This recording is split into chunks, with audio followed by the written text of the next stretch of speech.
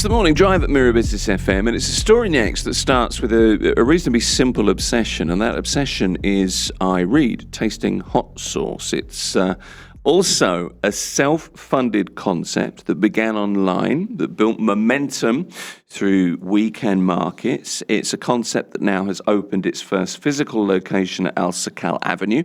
Faisal Mutairi is here. He's the Chief Chili Officer at the House of Habanero.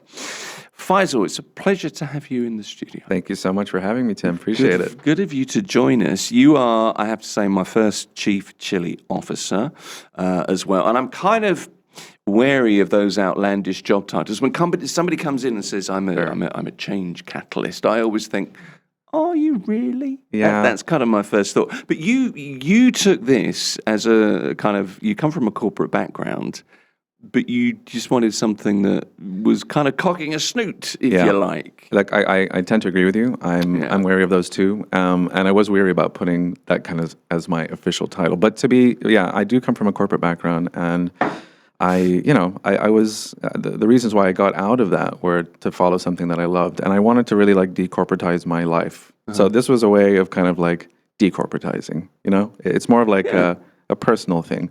No, it than makes more sense. of a statement piece. Well, I mean, it comes from an obsession, doesn't it? Your whole story, it's really, you're just, and I mean this with the greatest of politeness, you're kind of a hot sauce freak. Oh, yeah. Yeah. Oh, yeah. Absolutely. Yeah. So where does that come from? Because to be able to do what you love is kind of the ultimate aim, I think, for most people. And I think if you can do what you love, or at least what you can like, you're on kind of the right path. That's a good thing. But to be able to do something like tasting hot sauce for as a living, niche as this sourcing, it is pretty niche. Yeah, I mean, look, it's a few things. Spice has been a part of my life. I've always loved it from a very young age.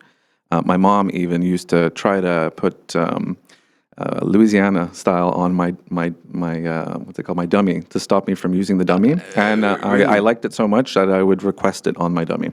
And this was at 1 or 2. Oh, so you're playing weird now. So I'm kind of one of those freaks in a weird way. But it became something that I got obsessed with when we were in the States. We were in New Orleans, and we walked into this place called Pepper Palace. And for the first time, I saw this bustling shop with. There must have been about 1,000 different products in there. Right. And I was just like, I have to do this one day. I have to do this. It just it shocked me to my core. And I'm like, yeah, okay. It planted the seed, and it's just kind of come to fruition in the last year and a half. So you managed to really do something with it, and you knew. But this is not just like 10 bottles, it's not 50. This. Am I right in saying 800 different hot sauces? Well, we sampled 800 to 1,000 individual products, right. And of those, we'd started with about 100. So we stock anywhere now from about 90 to 150 SKUs at a time, and it's something that's growing. So because we're always tasting what the market is responding to, flavors, and there's so many interesting, small batch producers around the world that make these amazing products that I want people to taste as much as possible. So we're rotating them as often as we can. Okay. I mean, I kind of get it. I like hot sauce. I like it a lot. At Christmas, I got gifted 3 different types from 3 different people. And I was genuinely thrilled by that. I've got to be honest. But they're all so different. And I think I want to get into the business aspects of this, but getting to the heart of your kind of motivation is interesting, I think, because, there's a real thing these days of moving outside of your comfort zone, I think. The whole foodie kind of culture is so prevalent now. And chilies are far more than it's not just about heat, is it? No. I think it goes far deeper. It's one of those things that really, I think, talks to a lot of people deep down. Because it's a love or hate thing, right? So people really either grow up loving this sort of thing or not. Yeah. It's more rare to find somebody who's kind of in the middle. There are, but I mean, it's either love or hate. You have chili heads, right? We call ourselves chili heads. Okay. There's a huge subculture of chili heads in the States, in the UK, even out in Europe. It's a growing market. It's an emerging market. And here it's quite a young market. So, but the one thing that I think jives with everybody is quality and gourmet foods, right? Because we're moving away from ultra processed foods, and people are more conscious about clean label. So, hot sauce is a great segue because not only is it a flavor enhancer for your food, it complements food, but it's also a driver for health benefits, right? Moving away from FMCG goods that have preservatives and artificial coloring and flavored, preservatives, that type of thing, and having clean, healthy, delicious tasting products in the gourmet sector, which is something that, to put it in a nice way, is lacking, let's say, in the UAE. Well, it is, and this is one of those things. If you're at a market at the weekend and there's a hot sauce stand or a store, which is kind of where you have grown your business from. There's something about picking something and think, when I get home, I'm going to try that. There's the excitement of that. Is it just me?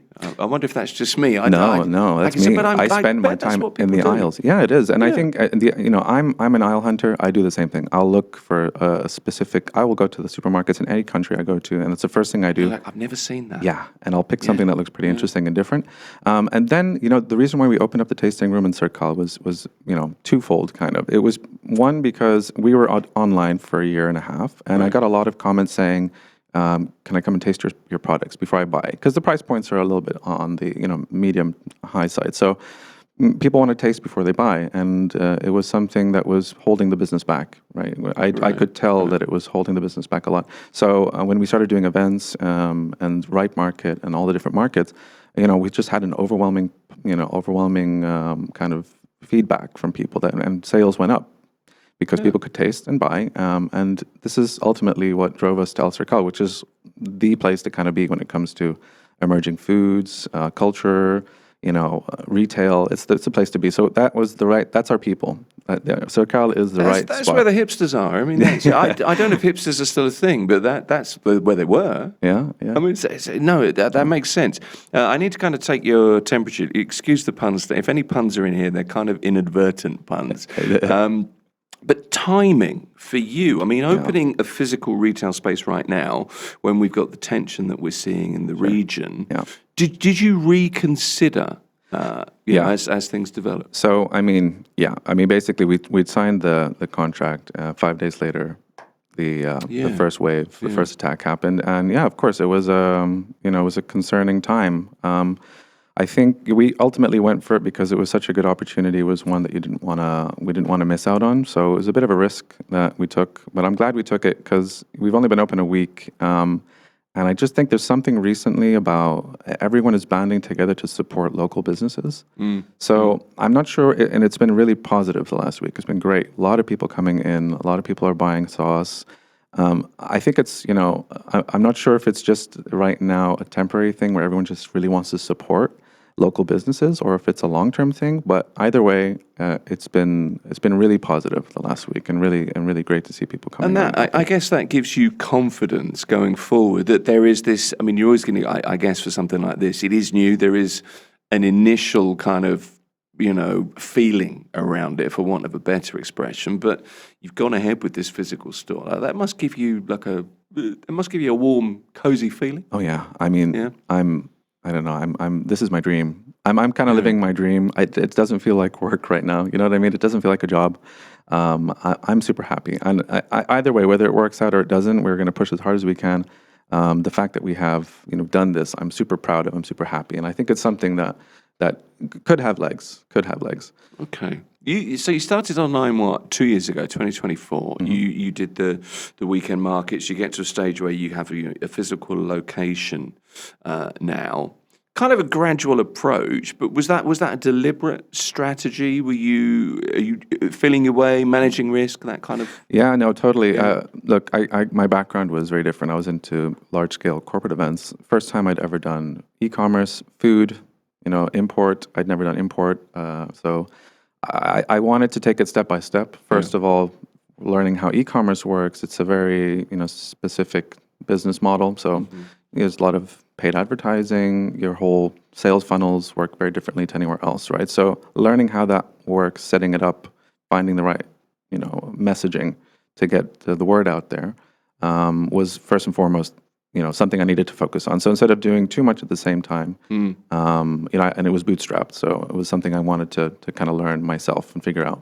I thought, okay, let's attack it from the e-commerce side and get the logistics sorted out, packaging, figuring out how to distribute to people and deliver.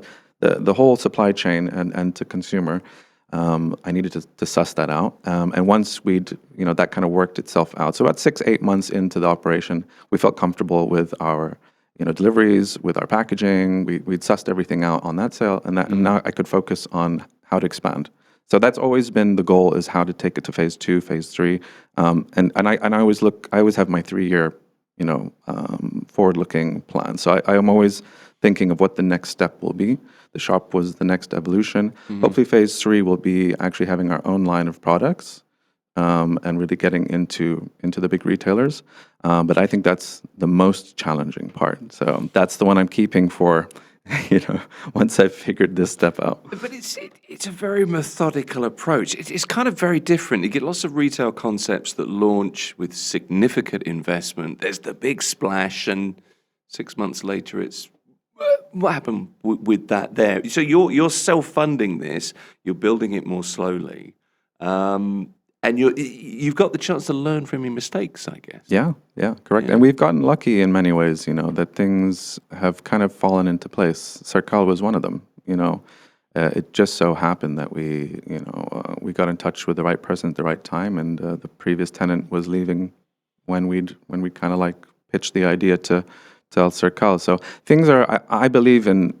I really believe in how, if it's the right time, it'll kind of work out, right? Yeah. As long as you keep on pushing and keep on trying, that's the concept, is just never giving up. But you got to do the work. You got to do the work, of course. Yeah, and I guess I mean if the time is the time, and if you can launch at a time like now, when it is a harder time, it's a tough time. People are worried. There are tensions around. But if you can survive a time like now and keep it moving, then hey, plain sailing the rest of the way. Yeah, exactly. Try to give a bit more confidence. Yeah, but I kind of see it that way. But I see it that way. I had the same conversation with somebody the other day, and I really believe, if you can do something at this point now and at least sustain, for me, it's not even about profit at the minute. It's really about breaking even and just keeping things moving. Then of course, this is going to be. This is your litmus test, right? You'll know from this point on whether I think your concept will work. It's a good test. And for us personally, Circal was the best place. Circal is one of the few places at the moment where you can go out for a bit of normalcy. It's a little like cool bubble, right? You can go and eat. You can have good coffee. You can do a bit of retail therapy. You can try out. You can go to an art gallery. You can do some yoga. There's so much to do. So what you do is you see a lot of people on the weekends gravitating towards Circal just because it feels a little bit normal, and then people want that normalcy. You're reading the news, you're on your phones, you're glued to your phones all day long. So Circal is like the most, normal, kind of normal place to go, or just to give you a sense of normalcy, I guess. I can see the logic there. No, I can. I mean, it's definitely a little microcosm, and you've added a bit of spice to it, I suppose. Well, that's thanks to be honest, that's thanks to Al Circal, because we pitched the concept to them, and they thought it was a great idea. So we wouldn't be there if it wasn't for them actually thinking it would be a great idea. Okay, so how have market conditions, from supply chains to consumer spending, affected the way you've grown the business? But look ahead a little bit, affected the way that you're going to grow the business, because you're going to have to. I don't know if it's a pivot, but there's going to be a few detours, surely. Oh, yeah. So obviously one of the biggest things looking ahead is going to be, we primarily import. We import about 70% of our product. So even though we have a heavy focus on local products and local producers, which there are two handfuls of, there's probably about 10 or 15 like really good up-and-coming, either well-established or up-and-coming brands. I would say, 75% of what we do is import. So obviously, looking ahead, there's going to be some cost fluctuations, right? Jet fuel's going up. Yep. It already has. We've already got the fuel surcharge notices from the logistics companies. We've already had heads up from logistics saying that the per kilo costs are going to go up anyway. It's going to have a knock-on effect, and I think, if you look at the whole industry, the whole F&B market, any import business, everyone's trying to take it, away from the consumer right now. But at some point, it's gonna have an impact, right? It's gonna have an impact on RP, on the retail pricing. Your costs are going to go up to that point. So I'm trying to find a way that we can mitigate that as much as possible. But if things sustain the way they do, those costs are going to have to go somewhere. Unfortunately, it will trickle down. I think there's an element that people understand that because I mean this is an extraordinary situation that we're in. So, but it's very difficult, isn't it? You have to find a balance in some way. Yeah, exactly. You stock products from what I've read 28 countries. Hopefully the sourcing, that kind of global sourcing isn't as challenging as it looks like it could be, and that it runs a little bit smoother. I'm interested in the concept. You mentioned this just now. It's kind of you have this traditional physical retail store, if you like, but you're very led by the tasting experience. How has that been since you moved in the last week or so? Yeah, I mean, it's been overwhelmingly positive. I think what most people, when they come into the concept, first of all, it's such a niche and unique concept that they're like, the feedback has been that, oh my gosh, this is such a great concept. So they want to come in and automatically try food. Well, you're offering an experience, aren't you, as well? Yeah, that's exactly. The thing, that's the whole thing. And I think this is, for me, what excites me personally. I love the connection. I love that connection with people. Yeah. And if it's through food, even better, because food connects anyway. Yeah. But the tastings have been great because it allows me and my wife, we're the ones who are doing the tastings, to really connect with people and emote and talk about food and talk about everything else that comes with it. So what I love to do nowadays is I make it my goal to kind of find the sauce that fits your personality. So there's a few questions I would ask. Okay. We'll go through a tasting experience. I've got everything is available for tasting. There's over 100 products all lined up, ready to go. You can try every single product there, and I make it my mission to find something that you're going to love. And I think that for me is the real fun part. And hopefully it is for everybody else. I mean, it seems like people are really enjoying it. So I assume it's a fun thing for most. That strikes me as being quite a unique model. So what kinds of questions do you ask people? I mean, what kind of personalities like certain flavors? Well, I mean, it will go down to the easiest thing to do is obviously to ask what your heat level, what your heat preference is. Right. But it's more about the foods you eat, the things you like to do. So where do you... You're pairing, really, aren't you? Yeah, we're pairing, yeah, absolutely. Okay. So what are the foods, what foods do you love? Okay, well, that would be a question. What are the types of foods that you like to eat on a daily basis? Okay. That way, I'm going to find out: are you a health guy? Are you eating grilled chicken every day because you're health? You're a gym nut and you want to protein boost and you need 0 calories on your of your hot sauce? Or are you a fun food seeker?